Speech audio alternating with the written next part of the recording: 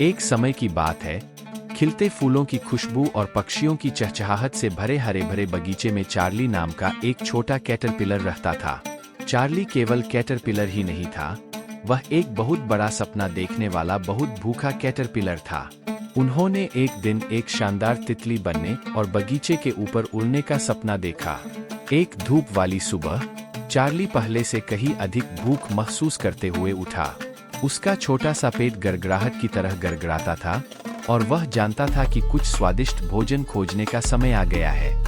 वह एक चमकीले हरे पत्ते पर चढ़ गया और खुरचने लगा, लेकिन चार्ली अभी भी भूखा था। सोमवार को चार्ली को एक चमकीला लाल सेब मिला। उसने मीठे रस का स्वाद लेते हुए एक बड़ा चबा लिया। यह स्वादिष्ट है, उसने सोचा, लेकिन मुझे अभी भी भूख लगी है। इसलिए उन्होंने अपनी खोज जारी रखी। मंगलवार को चार्ली को 2 पके हुए संतरे मिले। उन्होंने उनकी कुरकुरापन का आनंद लेते हुए उन्हें कुतर दिया। ये स्वादिष्ट है, उसने सोचा, लेकिन मुझे अभी भी भूख लगी है। बुधवार को चार्ली ने 3 मोटे स्ट्रॉबेरी की खोज की, जिनकी लाल त्वचा सूरज की रोशनी में चमकती है। उन्होंने उन सभी को खाया, उनकी मिठास से खुश हुए। ये अद्भुत है, उसने सोचा, लेकिन मुझे अभी भी भूख लगी है। गुरुवार को चार्ली को 4 रसीले ब्लूबेरी मिले। उन्होंने उन्हें जल्दी से उठा लिया। ये स्वादिष्ट है, उसने सोचा, लेकिन मुझे अभी भी भूख लगी है।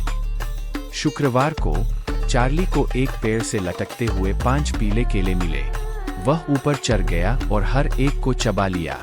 ये शानदार है, उसने सोचा, लेकिन मुझे अभी भी भूख लगी है।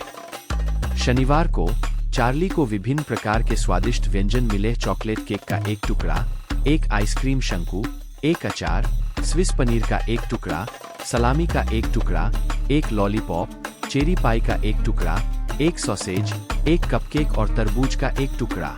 उन्होंने तब तक खाया और खाया जब तक कि उनका छोटा सा पेट पूरी तरह से भर नहीं गया। यह अद्भुत था, उसने सोचा, लेकिन अब मैं बहुत भरा हुआ हूँ। थोड़ा सुस्त महसूस करते हुए चार्ली को आराम करने के लिए एक आरामदायक पत्ता मिला। वह झुक गया और गहरी नींद में गिर गया। 2 सप्ताह तक चार्ली सोता रहा, फूलों के बीच उड़ने और हर फूल के अमृत का स्वाद लेने का सपना देखता रहा। आखिरकार जब वह जागा तो कुछ अविश्वसनीय हुआ था। चार्ली को अलग महसूस हुआ। उसने अपना शरीर फैलाया और महसूस किया कि वह अब कैटरपिलर नहीं है। वह एक सुंदर तितली में बदल गया था। उनके पंख जीवंत रंगों का एक चमकदार मिश्रण थे, लाल, नारंगी, पीला, हरा, नीला और बैंगनी। अपने पंखों की एक लहर के साथ चार्ली आकाश में ले गया। वह ऊपर से दुनिया को आश्चर्यचकित करते हुए बगीचे के ऊपर चढ़ गया।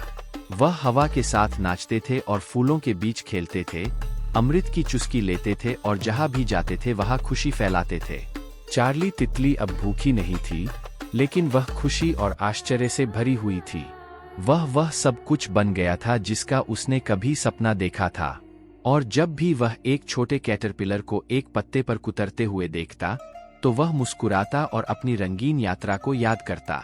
और इसलिए चार्ली तितली खुशी से रहती थी, जो बगीचे के सभी जीवों के लिए आशा और परिवर्तन का प्रतीक था।